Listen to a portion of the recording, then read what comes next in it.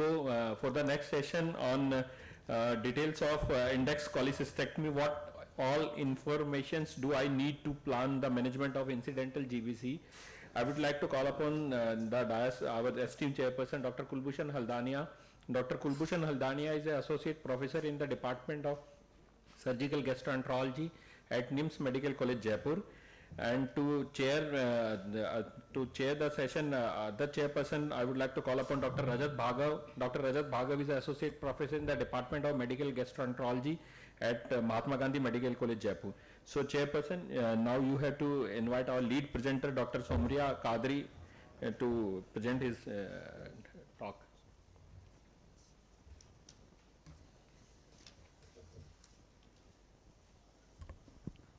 Thank you. For the next talk, I would like to invite Sumyra Qadri ma'am from Department of Pathology, Sher-e-Kashmir Institute of Medical Sciences, Srinagar, India.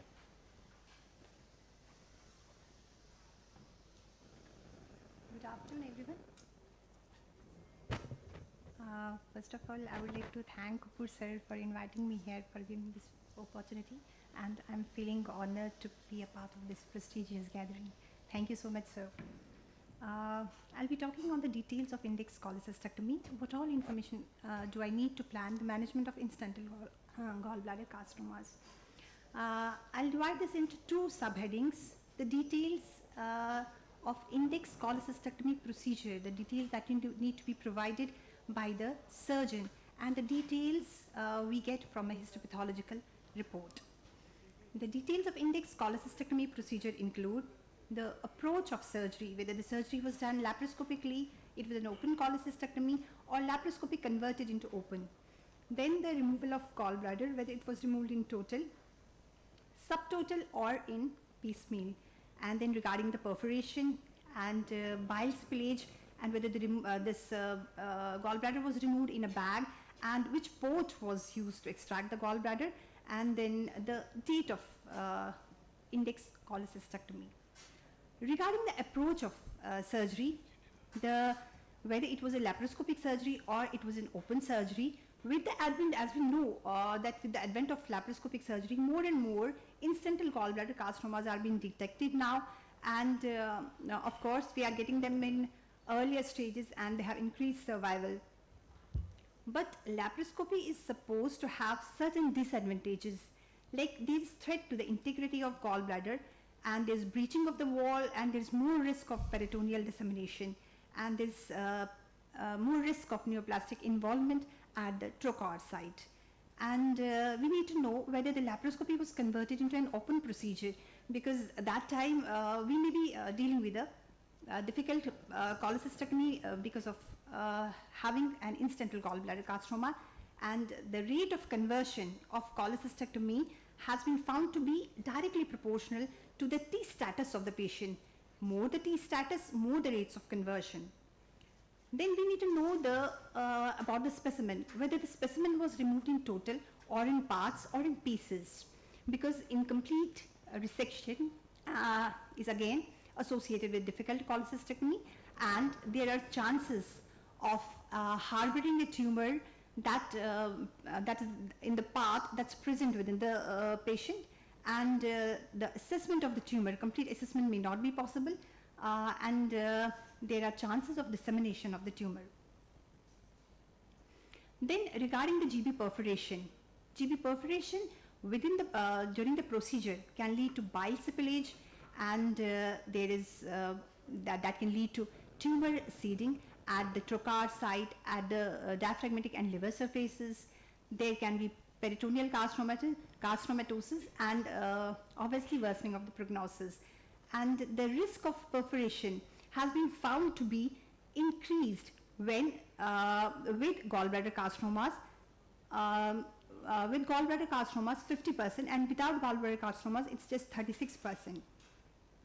And there are more chances of having port site recurrences when there is perforation. It's 40% more chance of having recurrence at the port site, and tumor recurrences are more when GB perforation occurs as compared to those procedures where there is no perforation.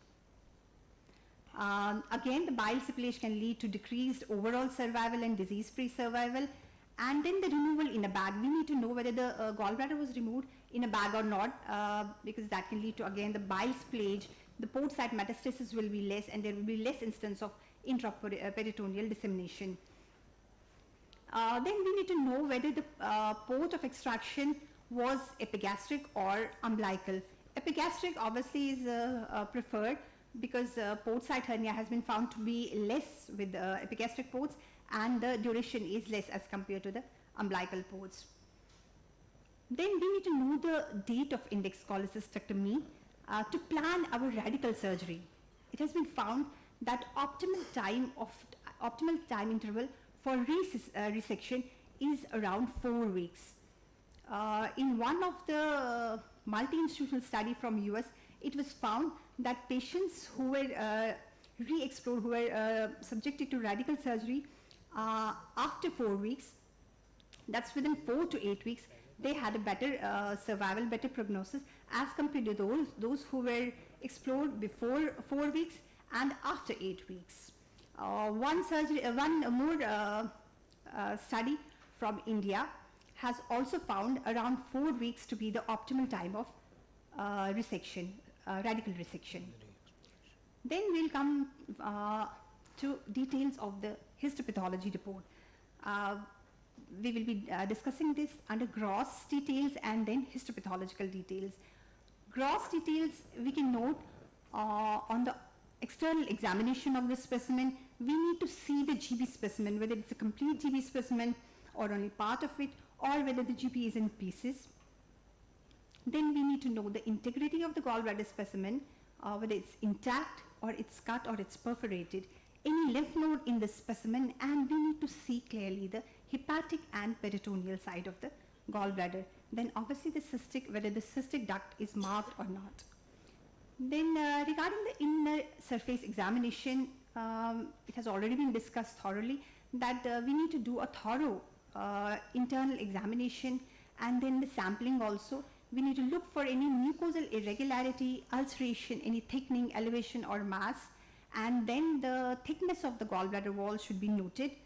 Site of the lesion, whether it's fundus, body, neck or cystic duct should be noted, and the size of the tumor in centimeters should be noted, and the number of the lesions should be noted. It has been found that tumors having size more than 3 centimeters, there is 50% less probability of getting R0 resections. Now regarding the microscopic examination, we need to provide the details regarding the histopathological type, histopathological grade, the T stage, whether there was any LVI or PNI, and the margin status, then the nodal status and distant metastasis.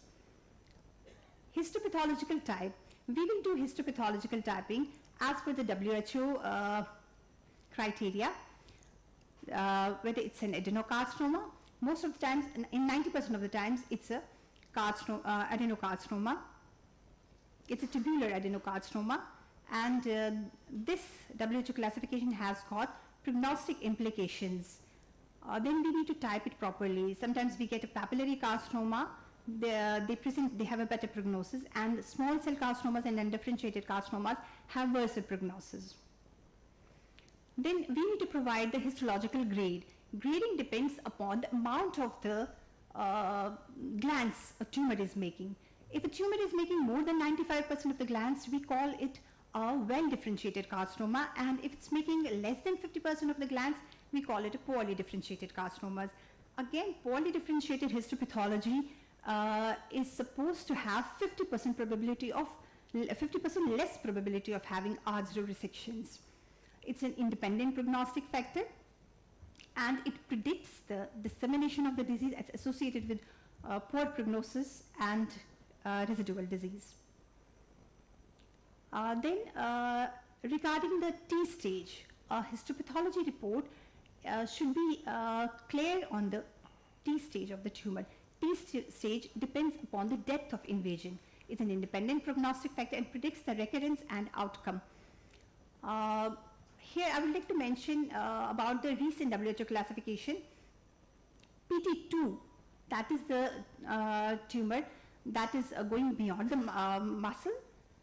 They have been divided into PT2A and PT2B depending upon the site of tumor, whether the tumor is located on the peritoneal side or the hepatic side. And it has been noticed that the tumors located on the hepatic side have no chances of getting vascular invasions, neural invasions, nodal metastasis, recurrences, and they have decreased survival.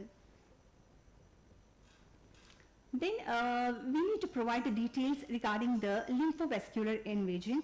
It's an independent prognostic factor and it predicts the nodal metastasis and recurrences. Then the perineural invasion, it's also an adverse prognostic factor. We need to give details on the margin status.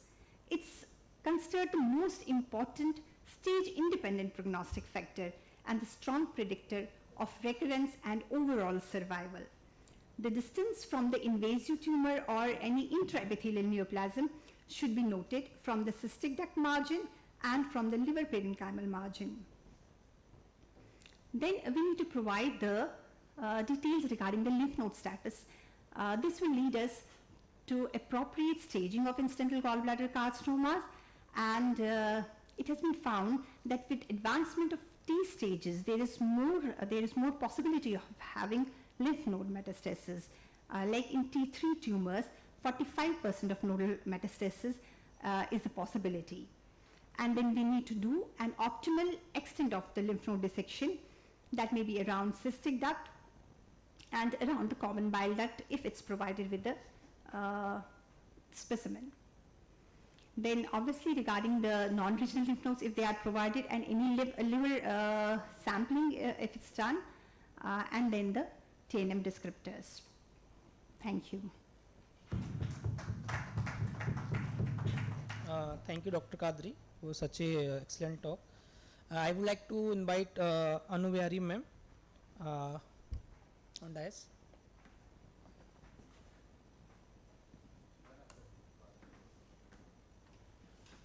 Anu ma'am is a professor in unit head in SGPGI Lucknow. A very good afternoon to all of you, and thank you very much, Dr. Kapoor, for this invitation and the privilege to be a part of this gathering. I think Dr. Sumyra has covered everything as to what information we require about the index cholecystectomy, and maybe the points that I reiterate may be because from a clinical or a surgical point of view. So for me, because many patients are referred to us as incidental gallbladder cancer, but they are not truly incidental gallbladder cancers, because when we look into their history before the cholecystectomy, there are often subtle pointers in the clinical picture, and especially the radiology, when we have found that ultrasounds actually did show sometimes a definite mass lesion. Patient has been referred to us as incidental gallbladder cancer, but we see that there was suspicious focal thickening, there was irregularity in the gallbladder wall, so it is not truly an incidental gallbladder cancer, but a missed gallbladder cancer. And the thing is, especially if, and I also want many times like to know whether the cholecystectomy was done during an episode of acute cholecystitis. The incidence of incidental gallbladder cancer in patients with acute cholecystitis is higher than in elective cholecystectomies. And also, I think two factors get mixed. One is with acute inflammation, appreciating an associated mass lesion may be difficult. That is one part of it. And the acute inflammation makes the chances of, say, perforation of the gallbladder or any breach in the gallbladder and impairment of the radicality of the procedure. So if the acute, the cholecystectomy was done during an acute cholecystitis episode, chances are that there may have been a missed gallbladder or definitely a higher chance of breach in radicality. And there have been studies, like why I keep on harping about this, whether it was truly incidental or missed. Because when we are talking of incidental gallbladder cancer and what we should do about it, then we should stick to the truly incidental. That is the gallbladder cancers which were not suspected till a histopathology was done. And studies which have compared incidental with non-incidental gallbladder cancer emphasize that the two are different. The patients with truly incidental gallbladder cancers are less likely to have R2 resections or advanced T stages or high-grade tumors, and positive lymph nodes, and definitely a better survival. The date of index cholecystectomy, as Dr. Sumyra also said, I don't think the issue has totally been settled about what is the best time, and I don't think any surgeon as of now says I will not do a cholecystectomy beyond a certain time unless there are definite indications for that. But most people feel that between 4 to 8 weeks is the time that best chance of curative resection and good survival are there. The procedure is important, as Dr. Sumyra said, whether it was done laparoscopically, whether the procedure was converted, and if it was laparoscopic, then whether they used a bag for the retrieval. The important point is that with all these things, especially any stone or bile spill, there is a definitely significantly higher incidence of peritoneal dissemination. These patients are much less likely to undergo radical resection, very much less likely to achieve R0 resections, and it is an independent predictor of a shorter disease-free survival. Again, as Dr. Sumyra said, whether it was total or partial piecemeal removal, one, it indicates that the gallbladder was breached, and therefore there was chances of peritoneal contamination. Any mention of adhesions to or infiltration into adjacent structures which the surgeon has gone through, like the operative details, if you are lucky enough to get those, whether the cystic plate was preserved or not, and was the specimen cut open and inspected, and were there any suspicious findings? Because if there were, if the surgeon found that there were some suspicious findings, likelihood is that this is again not a truly incidental gallbladder cancer. Histopathology, like Dr. Sumyra gave us an extensive list of things which are a component of the ideal pathological examination of a gallbladder specimen. For us, many a times, we have to see whether histopathology is available. Patient comes to us as, and whether those blocks and slides are still available for review.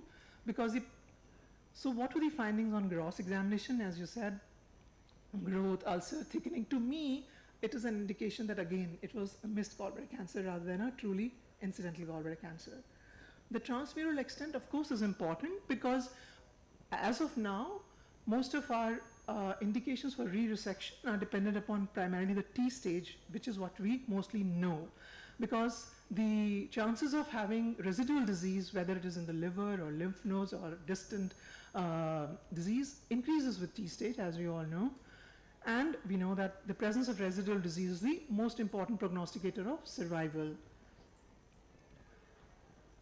Again, was the cystic lymph node present and was it involved? Because, as we all know, nodal involvement is a very important predictor of prognosis. The differentiation, whether it was well differentiated, moderately differentiated, or poorly differentiated, and any unfavorable pathological features of lymphovascular invasion and perineural invasion. Thing is, we often find that in the original pathology specimen, the report, none of this is mentioned, but when we get the slides for review and get our pathologist to have a look at those slides, then many of this information which we did not have in the previous report, we may get with our examination. Now the importance of this is that although it is the T stage which is usually taken to guide the subsequent management, if we incorporate all these pathological markers in addition to the T stage, it allows for better prediction of likelihood of locoregional distant residual disease as well as prognosis.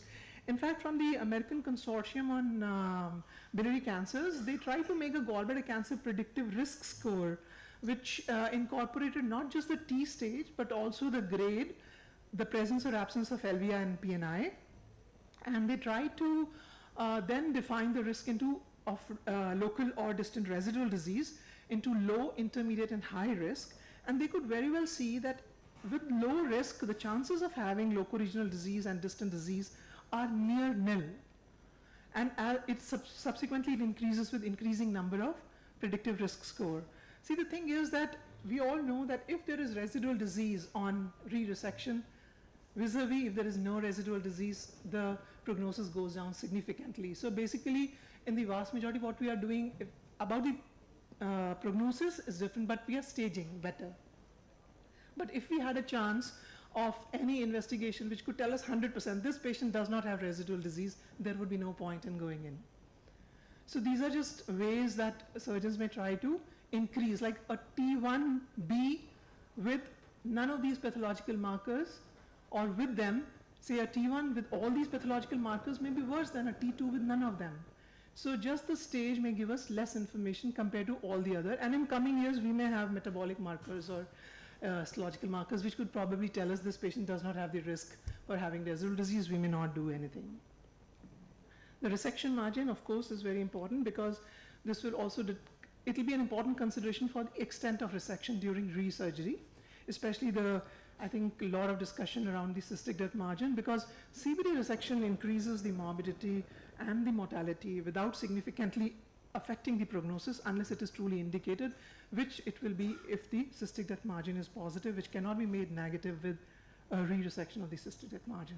So basically, when a patient comes to us with incidental gallbladder carcinoma, what we are trying to do is, the information that we get is confirm that it is truly incidental, get the information about timing, the T stage, and all the important pathological markers, the resection margin status, other high-risk factors for peritoneal or port site contamination in the form of gallbladder perforation during cholecystectomy, especially with bile spill, stone spill, whether the retriever was in bag or no, and whether it was an emergency cholecystectomy, because this becomes a guide to subsequent staging and the management process. For example, in a patient with identical T stage, if there has been bile spill and if there has been no bile spill, maybe the surgeon's threshold for doing a PET scan or a staging laparoscopy prior to resection would be higher.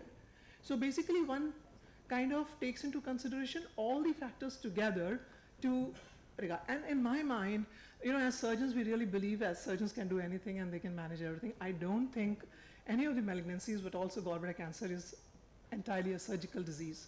And if there is high evidence, there is a high chance that there is residual disease, in my mind, that is actually, the fact is saying, okay, we should have randomized trials so that we can do neoadjuvant, say chemotherapy, chemoradiotherapy, or upfront surgery, and compare and then say whether these two different treatment arms are different.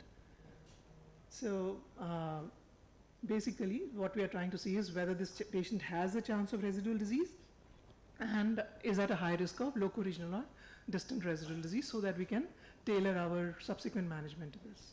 Thank you.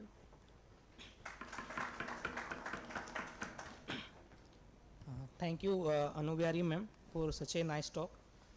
Now I would like to invite for online comment Dr. Alberto from Argentina and Dr. Mikhail from Russia.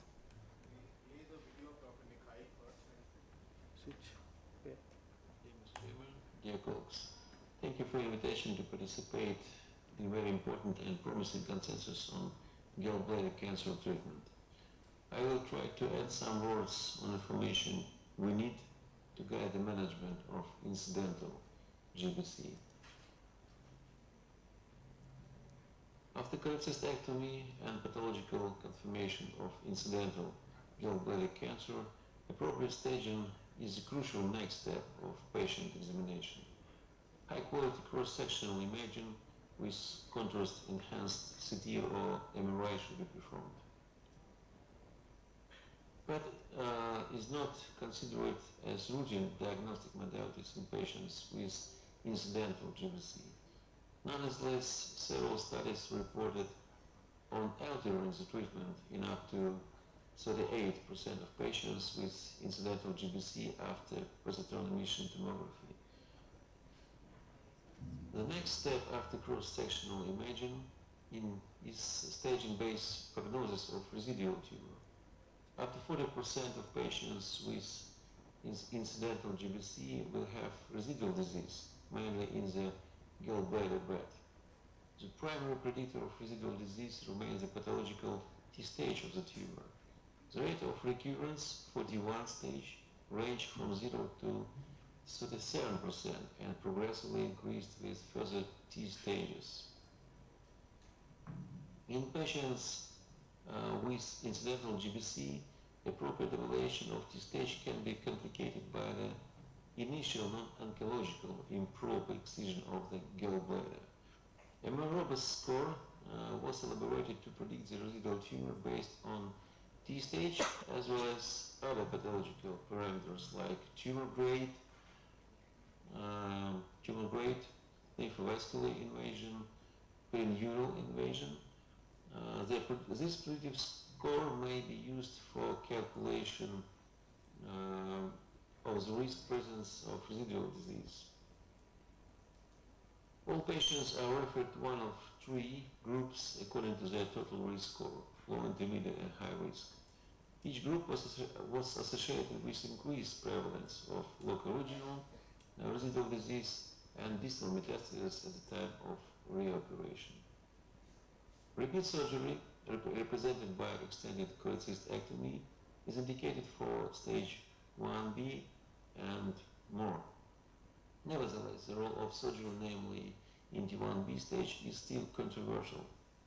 The better survival after surgery for T1B stage was confirmed by numerous studies which compared overall survival after surgery to those without surgery.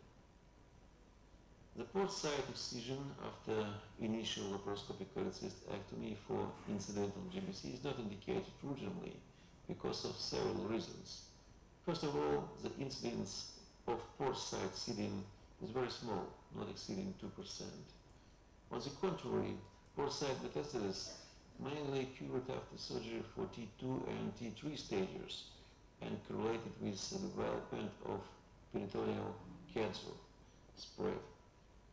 And finally, port site resection was not associated with improvement in survival.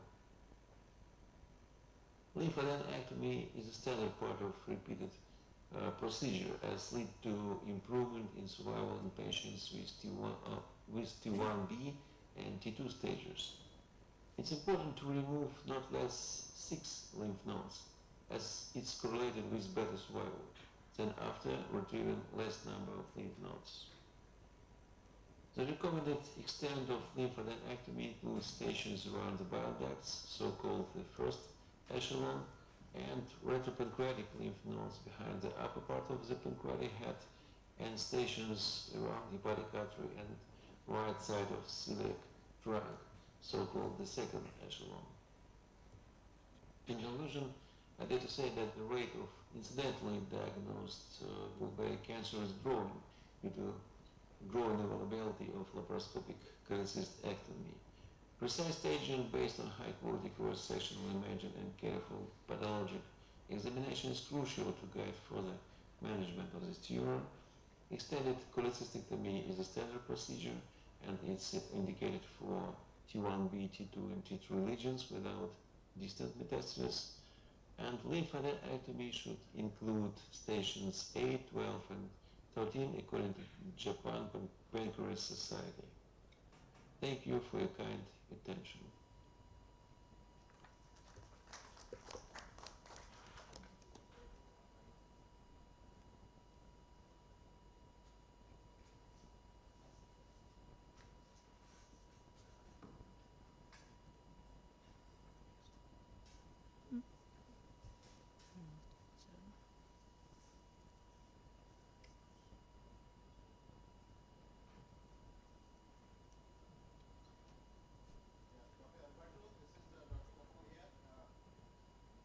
Would you like to make some comments on the presentations? Dr. Alberto, can you hear me, please? Yes, perfect. So, yeah. Sorry because I was interrupted by the video. I will start from again. I am Alberto Ferreres. I am Department Chair, Professor of Surgery at the University of Buenos Aires, Argentina. Here it's in the morning, it's 5 a.m. in Buenos Aires. I want to congratulate, after thanking the kind invitation from the organizing committee and Professor Mikhail, I want to congratulate the previous speakers, in particular Professor Qadri and Professor Behari, for their amazing presentations. The most important thing to distinct is what the ideal world and what happens in the real world. The real world is that the incidental gallbladder cancer is an histological surprise. So most times the surgeons are unaware of that they are confronted at what is going to be later informed as an incidental gallbladder cancer. In our country, we have a very low incidence. However, due to the immigration, we have seen more cases from migrants from particularly Bolivia and Chile. So, since the time frame for a reoperation is 4 weeks, this time is usually unable to be accomplished because the histological report usually takes more than 1 month in our region. And having details of an index cholecystectomy, it's most of the times a wish. However, on the other side, if we are planning to perform re-resection with an oncological basis for T1b and T2, both A and B, remembering that A corresponds to the size of the peritoneum and B to the liver size, most of the times, according to the Omega study published in Lancet 2023, we are going to operate most of the patients. Most of the times, in patients that have been referred to our institutions, we do not have details of the index operation, so we treat them following the guidelines that I have just mentioned. Once again, an excellent work, and I'm really sorry to miss you being present at that beautiful city, which is Jaipur, in the gold triangle in India. Thank you very much.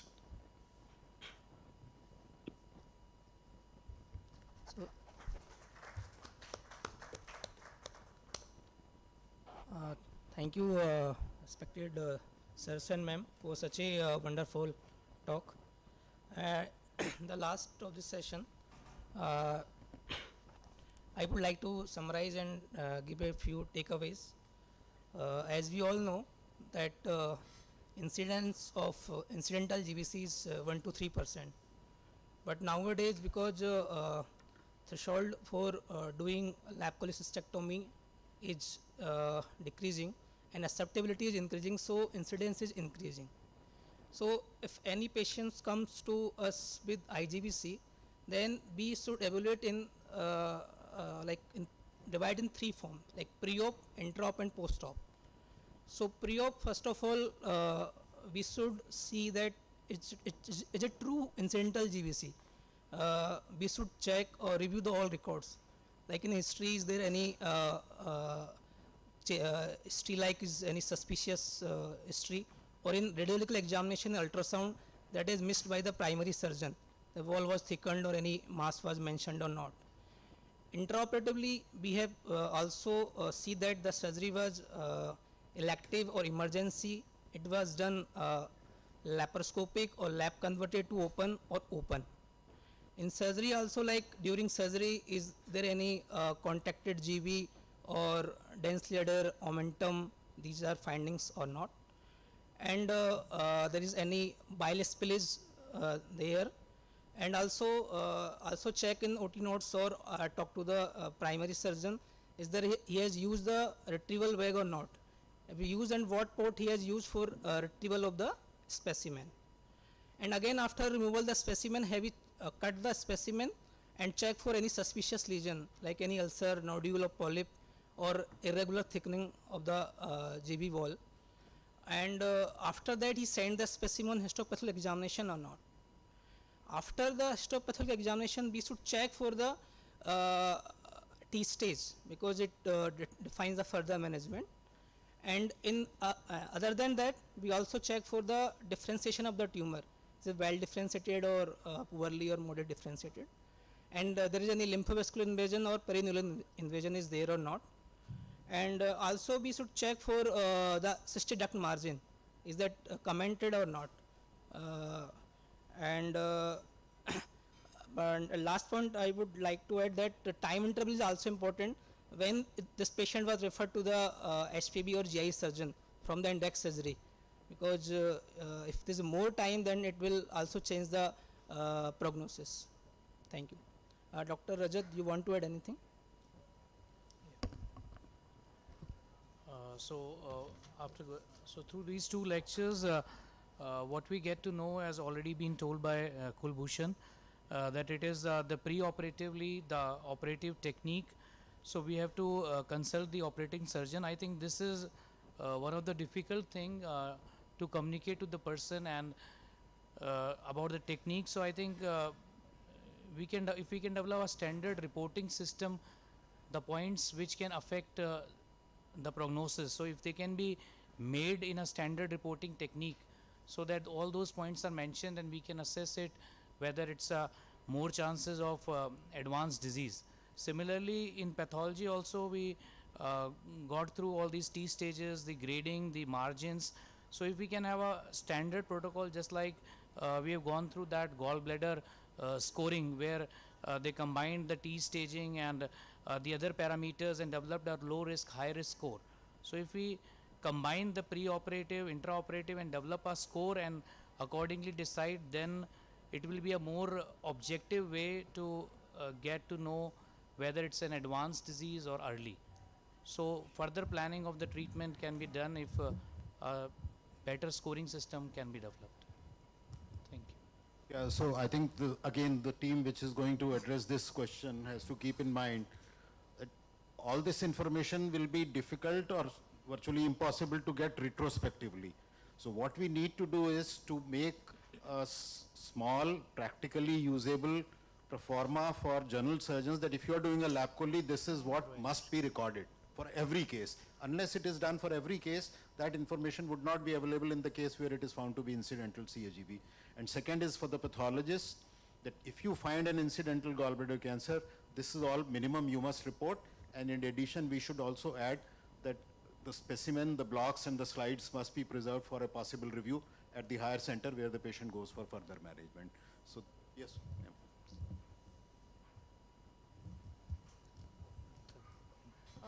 Does it make any difference in term of prognosis and management, whether you tell it or you say that it's incidental or non-incidental gallbladder? Like you said, na, if it is it true incidental or if it is not true incidental, does it make any difference in management and prognosis? Like Anu said, you must check that is it really true incidental or not by previous imaging.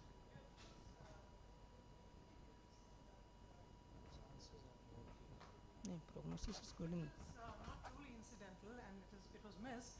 The chances are high that we have transgressed tumor plane, there has been breach of radicality, and therefore chances of bile spill or bone site contamination is high. And that fundamentally changes the prognosis. So you definitely, is there a study like this? Yes, I quoted the study where they have Incidental versus, yeah. Incidental and non-incidental gallbladder cancers, they are different. Okay, thank you. Actually, on the last day, we are going to address this issue. I have requested Dr. Mahesh Goyal, who's again an expert from Tata Memorial Hospital on gallbladder cancer, that philosophical issue that are these two biologically different diseases. So I'm sure we are going to hear more on that.